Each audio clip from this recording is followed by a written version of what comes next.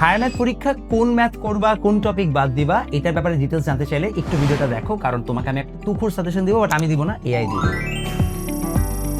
প্রথমে চলে যাবা সাজেশনে স্মার্ট সহায় অ্যাপ থেকে। যাওয়ার পরে ডিফারেন্ট এক্সাম সোর্স বেসে যাবা। এখানে সাব ক্যাটাগরিতে তুমি এসএসসি সায়েন্স সিলেক্ট করবা, দেন এক্সাম সোর্সে যে তুমি অল এক্সাম দিয়ে দিবা। এক্সাম ইয়ারের মতো তুমি অল এক্সাম দিয়ে দিবা। দেওয়ার পরে এখানে তুমি এখন হায়ার ম্যাথ সিলেক্ট করো, কারণ তোমার হায়ার ম্যাথের উপর পরীক্ষা। এরপর তুমি চ্যাপ্টার সিলেক্ট করো। সাপোজ তোমার সামনে আছে অসীম ধারা, তো অসীম ধারা সিলেক্ট করো, অ্যাপ্লাই দাও। দেওয়ার পরে হচ্ছে যে এক্সামে টপিক দাও, সবগুলো এক্সাম দিয়ে ফেললাম মানে টপিকগুলো। দেন কোয়েশ্চেন টাইপের মধ্যে তুমি দিলা হচ্ছে ভাই তুমি শুধু এমসিকিউ জানতে চাও, বাস দিলা। দেওয়ার পরে গেট স্টার্টেড দিলা। এবার দেখবা তোমাকে সুন্দর মতো দিয়ে দিয়েছে যে আমাদের যদি এখানে টোটাল 3টা টপিক থাকে, অসীম ধারা, অনুক্রম এবং অনুক্রমের সংজ্ঞা, সেখান থেকে কোন কোন জায়গা থেকে এমসিকিউ আসছে। যেমন দেখো অনুক্রম এবং অসীম ধারা থেকে অনেক এমসিকিউ আসছে, মানে অসীম ধারার পার্ট থেকে এমসিকিউ বেশি আসছে।